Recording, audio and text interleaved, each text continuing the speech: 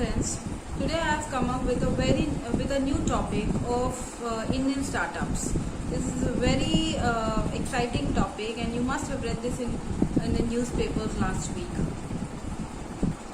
Do you know 6 of the Indian startups have entered the Unicorn Club with $1.55 billion of investment among them between April 6 to April 9.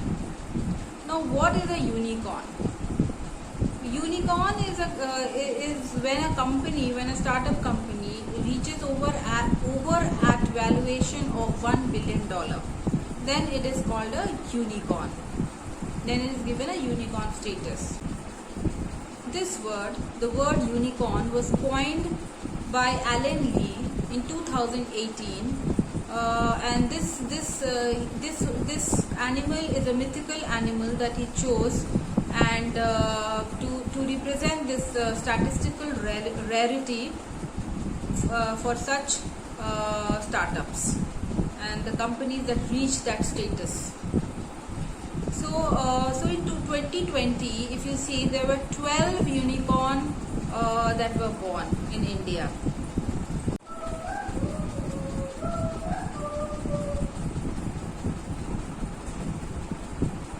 There were 6 deals announced last week, and I will just read the number of the companies which received these investments for your benefit. The 6 deals announced last week spanned across sectors like healthcare. Lee was the company which got the investment. Social commerce, Meesho was the company which got the investment. In fintech center, Grow and Cred got huge amount of investment. In social and content platform, Gupshup, ShareChat, Parent Mohalla Tech. These were the companies which bagged huge amount of investment from these investors. You must be wondering how does the valuation of such companies happen?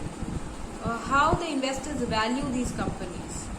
So let me tell you very clearly that there is no science behind these valuations, and this is being told by a lot of investors as well as the companies, the startups that have received these investments. This has been also corroborated by a lot of companies wherein investment have come at an early stage as well as at the later stage of their formation. So frankly, there is no science, or let's say there is no maths behind it that 2 plus 2 is equal to 4. Generally, these investments happen on the basis of demand and supply or demand and supply in a particular sector. So this year the investment have been done in companies in the technology-driven companies that were able to sail through the pandemic, the lockdown, and are performing quite well even after such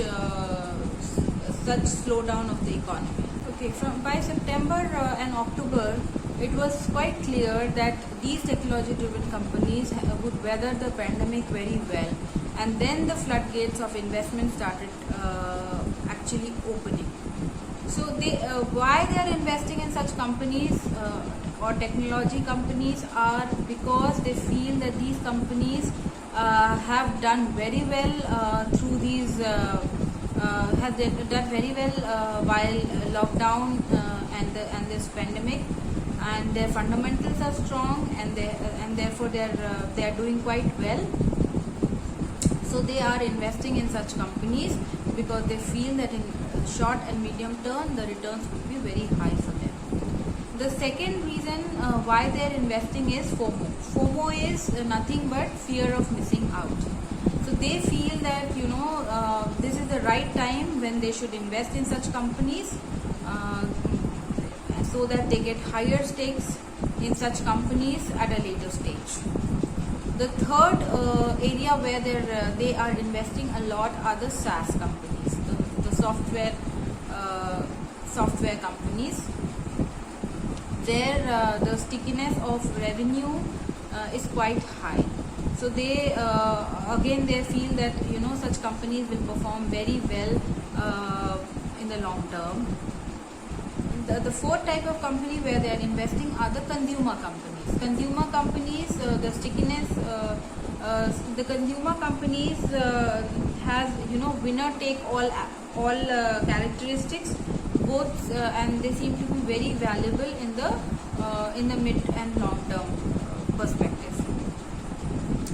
Now the very big reason why they have invested so much in the last week, or let's say in the second phase of the year, is that I don't know whether you have heard of the term called dry powder.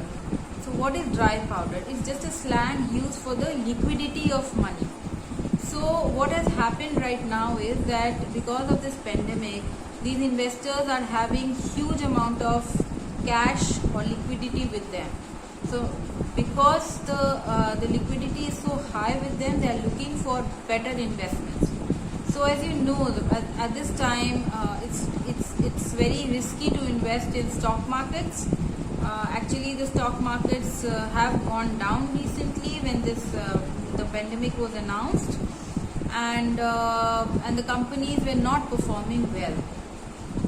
So you must have observed that a lot of the gold price actually went up because people took out money from the stock market and invested into gold, and hence they also had a lot of money to spend to invest in other avenues. So this was a very good avenue for such investors, wherein they can come at an early stage of any startup and later gain a huge stake and earn a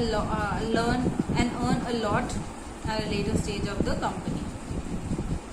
So coming to dry powder. So do you know the kind of money that is existing right now in liquid form? It's approximately $2.1 trillion. This is a mind-boggling number. When I was reading and going through this number, I was actually very surprised. There's so much of money all around. Anyways, so this amount of liquidity which is present is being now invested in Indian startups. The funding cycle for a startup is basically, it comes after generally 5 to 6 years. So first funding happens at a very early stage, and then they get another round of huge funding, or when they reach an unicorn status after 5 to 6 years. But in India, these 12 companies which entered the unicorn club in 2020 took almost 8 years to enter this status, this club. But these 6 entrants, which has just come up as a unicorn last week, has got the funding only in 4 to 5 years, which is a good achievement for these companies. Now, how the Indian founders are taking these investments as? So, I will give you 2 examples. I will just read out 2 reactions of 2 founders of the 2 unicorn companies for your benefit and for your understanding.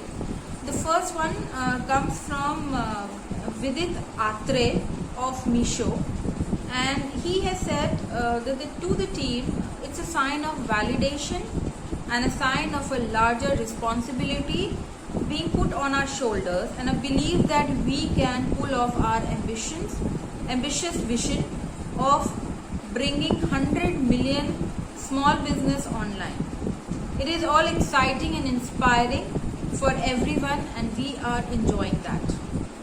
But at the same time, the other founder, Kunal Shah of Cred, has sounded a cautionary note, saying that unicorn tag high valuations are all vanity metrics till the company delivers profit. And why he has said this is because if you remember the example of Snapdeal. Snapdeal was once valued at $6.5 billion, and it suddenly imploded in a spectacular fashion. So if the investors are giving you money, you have to judiciously use that money in expansion, in becoming profitable. Otherwise, Snapdeal may happen. So thank you so much. This was a small topic that I got for you from the Indian startup ecosystem. If you liked my video, please subscribe my channel, like my video, share my video, because this is a lot of information which many people would be looking for. And please don't forget to comment on the video, and please share your thoughts on this topic with me. I will reply to each of your comment. Thank you so much, and bye bye for now.